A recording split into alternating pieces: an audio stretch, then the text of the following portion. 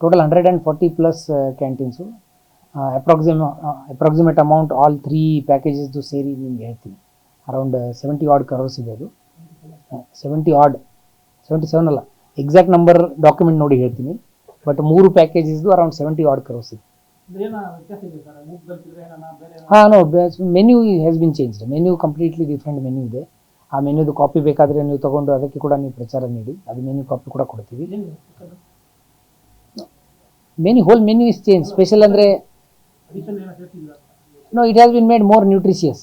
ಹಾಂ, more nutritious menu ಮಾಡ್ತಿದ್ವಿ. Individual component day by day ನೀವು ಚೆಕ್ ಮಾಡಿದರೆ ನಿಮ್ಗೆ ಗೊತ್ತಾಗುತ್ತೆ. ಹಾಂ, ಅದು ಏನಿದೆ ಅಂದರೆ, ತಮಗೆ ಗೊತ್ತಿರ್ಬೋದು, ನಮ್ಮ animal welfare board of India ಮತ್ತು animal birth control rules of 2023 ಮತ್ತು ಕರ್ನಾಟಕ ಸರ್ಕಾರದಿಂದ ಮಾಡಲಾಗಿರ್ತಕ್ಕಂಥ ರೂಲ್ಸ್ ಏನಿದೆ ಅದರದ್ದು ನಾವು ಸಿಂಪ್ಲಿಫೈಡ್ ಭಾಷೆಯಲ್ಲಿ ಎಲ್ಲರಿಗೆ ಅರ್ಥ ಆಗುವಂಗೆ ಮತ್ತು important points which every one must no ಆ ಥರದ್ದು ನಾವು ಶಾರ್ಟ್ ಲಿಸ್ಟ್ ಮಾಡಿ ಕೊಟ್ಟಿರುವಂಥದ್ದು ಇದೆ. ಅದು ನಾವೇ ಅದನ್ನು ರೆಡಿ ಮಾಡಿರುವಂಥದ್ದು ಗೈಡ್ಲೈನ್ಸ್ ಇಲ್ಲ ಅದು.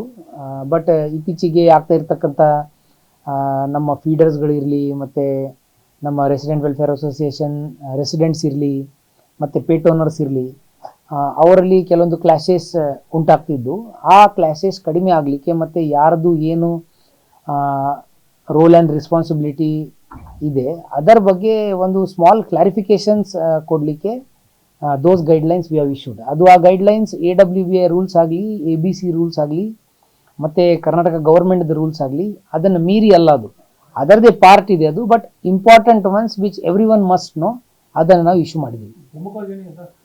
ಪ್ರಮುಖವಾಗಿ ಅದರಲ್ಲಿ ಹೇಳಬೇಕಾಗಿರೋದಂದರೆ, ಈ ಫಾರ್ ಎಕ್ಸಾಂಪಲ್ ಫೀಡರ್ಸ್ಗಳಿರ್ತಾರೆ. So individual resident welfare associations ಅಲ್ಲಿ ಇರ್ತಕ್ಕಂಥ ಫೀಡರ್ಸ್ ಇದ್ದರೆ, ಅಲ್ಲಿ ಏನಾದರೂ ಕ್ಲಾಶ್ ಬಂದರೆ ಯಾವ ಥರ ಅವರು ಫೀಡಿಂಗ್ ಸ್ಪಾಟ್ಸ್ ಐಡೆಂಟಿಫೈ ಮಾಡಬೇಕು, ಫೀಡಿಂಗ್ ಸ್ಪಾಟ್ ಐಡೆಂಟಿಫೈ ಮಾಡಿದರೆ ಅಲ್ಲಿ ಯಾವ ಥರದ ಪ್ರಿಕಾಷನ್ಸ್ ತಗೋಬೇಕು ಫೀಡರ್ಸ್ಗಳು, ಮತ್ತು ಆ ಫೀಡಿಂಗ್ ಸ್ಪಾಟ್ಸ್ ಐಡೆಂಟಿಫೈ ಮಾಡುವಾಗ ಯಾರ್ಯಾರ್ದು ಒಪಿನಿಯನಲ್ಲಿ ತಗೋಬೇಕಾಗ್ತದೆ, ಆ ಥರದ್ದು ಕೆಲವೊಂದು ಗೈಡ್ಲೈನ್ಸ್ ಇದಾವೆ. ಮತ್ತು ಈ ಪೇಟ್ ಓನರ್ಸ್ ಇದ್ದರೆ, ಆ ಪೇಟ್ ಓನರ್ಸ್ ಅವ್ರದ್ದು ಪೇಟ್ಸ್ಗೆ ಯಾವಾಗ ಅವರು ವಾಕಿಂಗ್ ಮಾಡೋಕ್ಕೆ ತಗೊಂಡು ಹೋಗ್ತಾರೆ, ಅಥವಾ ಬೇರೆ ಬೇರೆ ಟೈಮಲ್ಲಿ ಯಾವ ಥರದ್ದು ನ್ಯೂಸೆನ್ಸ್ ಆ ಪೆಟ್ಸಿಂದ ಏನಾದರೂ ಕ್ರಿಯೇಟ್ ಆಗೋ ಸಾಧ್ಯತೆ ಇದೆಯಾ, ಆವಾಗ ಅವರು ಏನು ಕ್ರಮಗಳನ್ನು ಕೈಗೊಳ್ಳಬೇಕು. ಸೊ ದ್ಯಾಟ್ ಪೇಟ್ ಆದರೂ ಇರಲಿ, ಸ್ಟ್ರೀಟ್ ಆ್ಯನಿಮಲ್ಸ್ ಆದರೂ ಇರಲಿ, ಫೀಡರ್ಸ್ ಆದರೂ ಇರಲಿ, ಯಾರೊಬ್ರದ್ದು ಅವರು ನನಗೆ ಏನು ನಂದು ಲೆಟಸ್ ರೆಸ್ಪಾನ್ಸಿಬಿಲಿಟಿ ಅಂತ ಅವರು ಏನೋ ತಿಳ್ಕೊಳ್ತಾರೆ, ಆ ರೆಸ್ಪಾನ್ಸಿಬಿಲಿಟಿ ನಿಭಾಯಿಸುವಾಗ ಬೇರೆಯವರಿಗೆ ಇನ್ಕನ್ವೀನಿಯನ್ಸ್ ಆಗಲಾರ್ದಂಗೆ ಕ್ರಮ ಕೈಗೊಳ್ಳಲಿಕ್ಕೆ ಅದು ಒಂದು ಮಾರ್ಗಸೂಚಿಯನ್ನು ಹೊರಡಿಸಿದ್ದೀವಿ.